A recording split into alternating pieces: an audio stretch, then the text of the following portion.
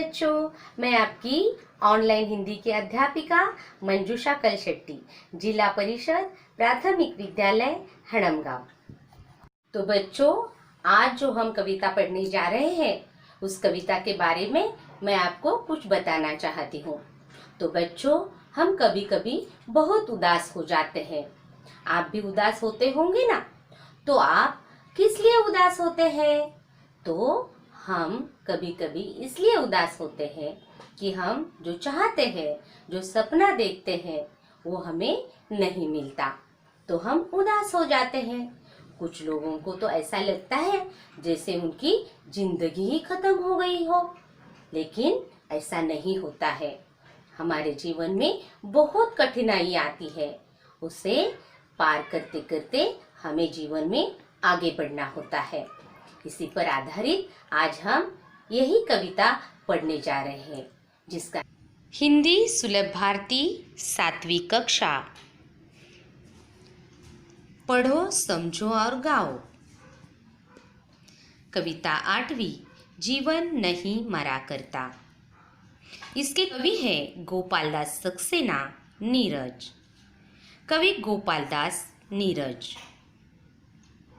कवि गोपालदास सक्सेना नीरज, जन्म 4 जनवरी 1924, पुरावली, इटावा, उत्तर प्रदेश।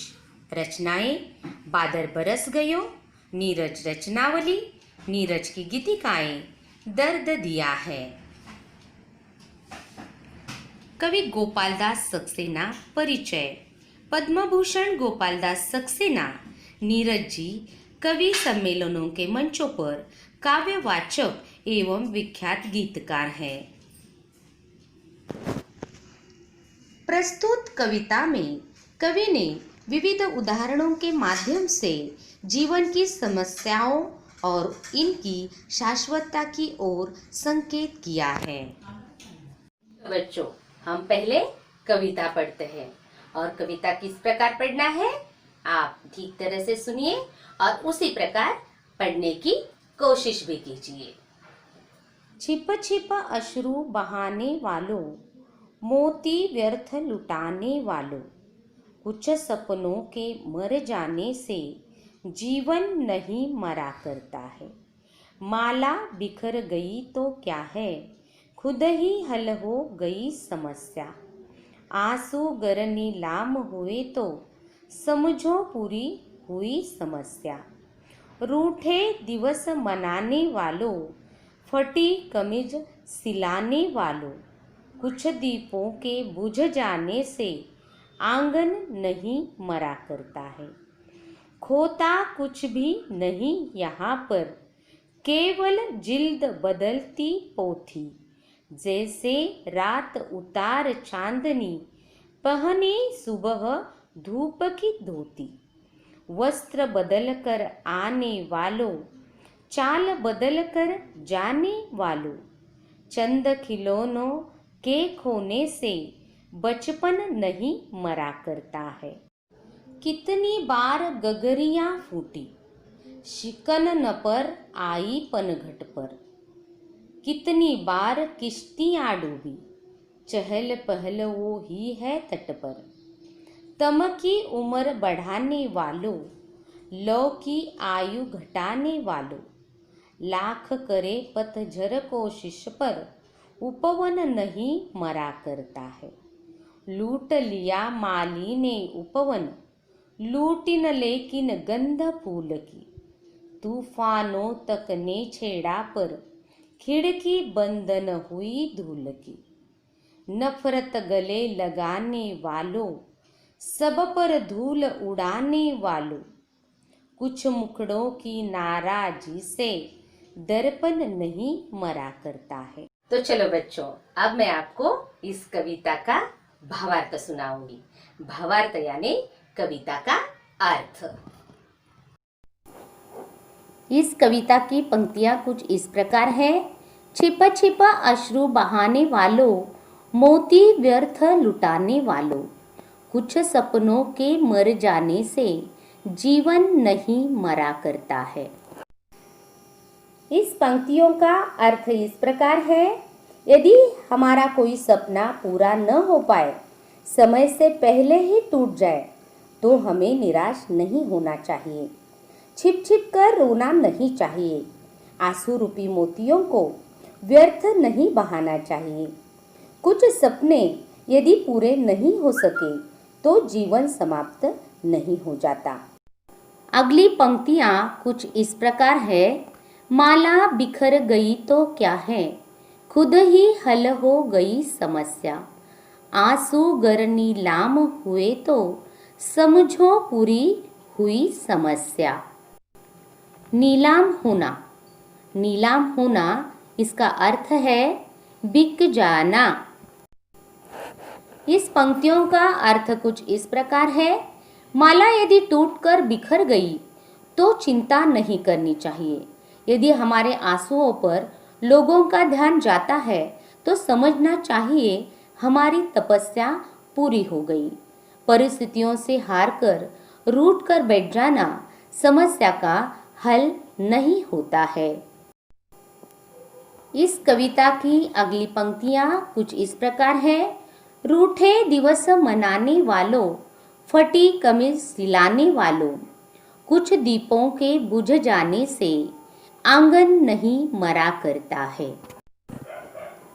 इस पंक्तियों का अर्थ कुछ इस प्रकार है। यदि कमीज फट जाए तो उसे सिला लेना पड़ता है, फेंक नहीं दिया जाता। हमें यह ध्यान रखना चाहिए कि आंगन में जलते दीपों में से कुछ यदि बुझ जाए तो भी बाकी दीप आंगन में अपना प्रकाश फैलाते रहते हैं। कविता की अगली पंक्तियां कुछ इस प्रकार है। खोता कुछ भी नहीं यहाँ पर, केवल जिल्द बदलती पोथी।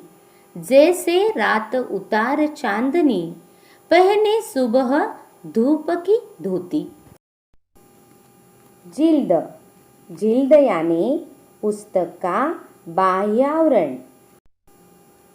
इस पंक्तियों का अर्थ कुछ इस प्रकार है।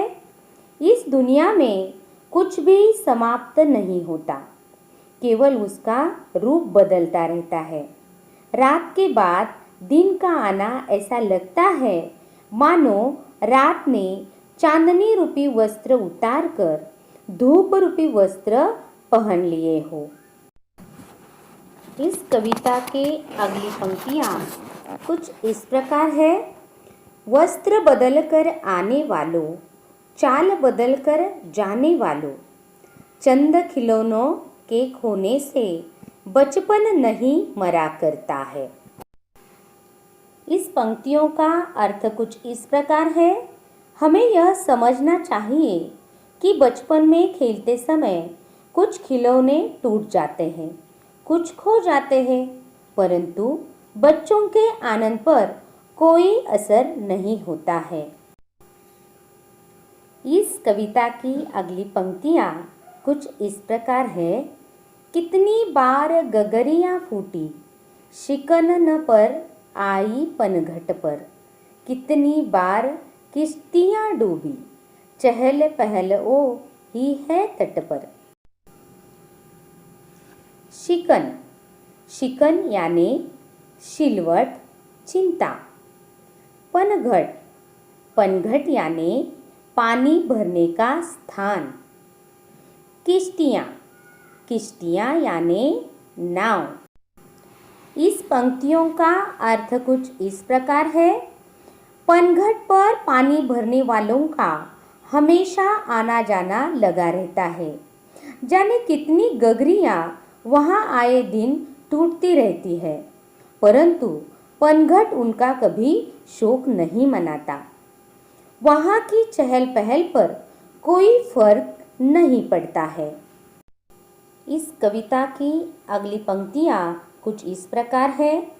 तम की उम्र बढ़ाने वालों, लौ की आयु घटाने वालों, लाख करे पतझर कोशिश, पर उपवन नहीं मरा करता है। तम, तम यानी अंधकार। पतझर, पतझर यानी पत्ते झरने की ऋतु। इस पंक्तियों का अर्थ कुछ इस प्रकार है। निराशावादी दृष्टिकोण रखने से मन मस्तिष्क में अंधेरा बढ़ता रहता है और आशा रूपी प्रकाश की लौ की आयु कम हो जाती है।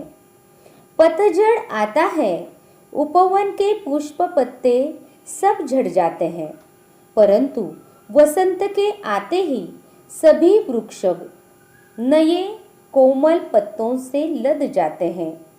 पतझड़ की लाख कोशिशों के बाद भी उपवन हरा भरा रहता है। इस कविता की अगली पंक्तियां कुछ इस प्रकार है। लूट लिया माली ने उपवन, लूट न लेकिन गंध फूल की, तूफानों तक ने छेड़ा पर, खिड़की बंद न हुई धूल की। इस पंक्तियों का अर्थ इस प्रकार है। माली प्रतिदिन उपवन के सभी फूलों को तोड़ लेता है, लेकिन वह वहाँ फैली सुगंध नहीं लूट सकता। तूफान आते हैं, परंतु सुगंध के स्रोत का ये कुछ नहीं बिगाड़ सकते। कुछ लोग सदा नफरत का भाव मन में लिए रहते हैं। इस कविता की आखिरी पंक्तियाँ कुछ इस प्रकार है। नफरत गले लगाने वालों, सब पर धूल उड़ाने वालों, कुछ मुखड़ों की नाराजी से दर्पण नहीं मरा करता है। मुखड़ो, मुखड़ो यानी चेहरा। कविता की इस पंक्तियों का अर्थ इस प्रकार है। ऐसे लोगों का काम होता है हर समय दूसरों की निंदा करना, लेकिन ये लोग भूल जाते हैं कि दर्पण का काम होता है केवल सच्चाई दिखाना। तो बच्चों, अब मैं यह कविता आपको गा के सुनाऊंगी। आप ठीक तरह से सुनिएगा और उसी प्रकार गाने की कोशिश भी कीजिएगा। छिप छिप अश्रु बहाने वालों, मोती व्यर्थ लुटाने वालों, कुछ सपनों के मर जाने से जीवन नहीं मरा करता है। माला बिखर गई तो क्या है, खुद ही हल हो गई समस्या। आंसू गर नीलाम हुए तो समझो पूरी हुई समस्या। रूठे दिवस मनाने वालों, फटी कमीज सिलाने वालों, कुछ दीपों के बुझ जाने से आंगन नहीं मरा करता है। खोता कुछ भी नहीं यहाँ पर, केवल जिल्द बदलती पोती। जैसे रात उतार चांदनी, पहने सुबह धूप की धोती। वस्त्र बदल कर आने वालों, चाल बदल कर जाने वालों, चंद खिलौनों के खोने से बचपन नहीं मरा करता है। कितनी बार गगरिया फूटी, शिकन पर आई पनघट पर। कितनी बार किश्तियाँ डूबी, चहल पहल वो ही है तट पर। तम की उम्र बढ़ाने वालों, लो की आयु घटाने वालों, लाख करे पतझर कोशिश पर उपवन नहीं मरा करता है। लूट लिया माली ने उपवन, लूटी न लेकिन गंध फूल की। तूफानों तक ने छेड़ा पर, खिड़की बंद न हुई धूल की। नफरत गले लगाने वालों, सब पर धूल उड़ाने वालों, कुछ मुखड़ों की नाराजी से दर्पण नहीं मरा करता है। जो यहीं पे यह कविता खत्म हो जाती है। मैं आशा करती हूँ कि यह कविता आपको ठीक तरह से समझ में आई होगी। तो बच्चों, मिलते हैं अगले वीडियो में नए पाठ के साथ। तब तक अलविदा, नमस्ते।